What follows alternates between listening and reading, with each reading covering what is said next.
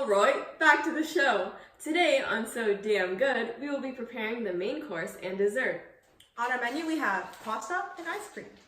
Let's start with the pasta.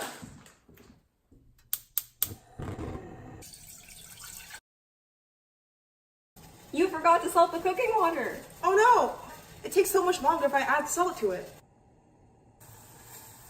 The water took a whopping 5 whole minutes in order for it to boil. That is wild. Why is it that salt affects the boiling point of water? Well, that's what we call colligative properties. Normally, water boils when its vapor pressure equals its atmospheric pressure. However, when it's more difficult for molecules to break attractions, the vapor pressure exerted is less. Let's take a look. As something that is non-volatile, like NaCl, as we add it to our boiling water, it'll readily dissolve into positively and negatively charged ions. So let's take the Na+.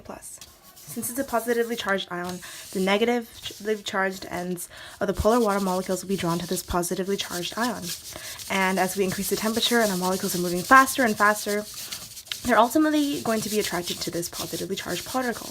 Thus, it will require an excess amount of kinetic energy to allow these molecules to escape and separate. So as a result, the boiling point is elevated and it takes a longer time to boil. Wow, that's so cool. I know, right?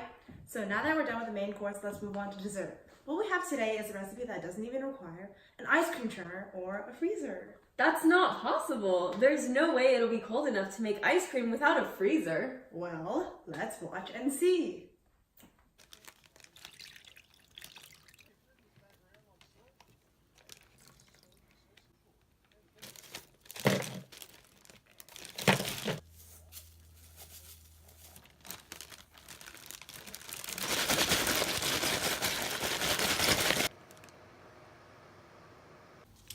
At the freezing point of ice, water molecules slow down and intermolecular forces bind them into place. However, upon the presence of ions, these ions can actually disrupt the arrangement of the lattice ice crystals, lowering the freezing point. And thus, the iced water, or the ice that eventually forms, it is actually going to be super cold or below the freezing point.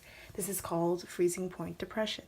Common application of colligative properties is when people sprinkle salt on the roads during the winter times.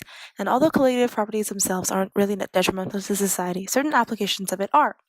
Antifreeze, for example, is the perfect example of a colligative property. A combination of ethylene and water helps protect cars during times of extreme weather. However, this process proves to be detrimental to wildlife.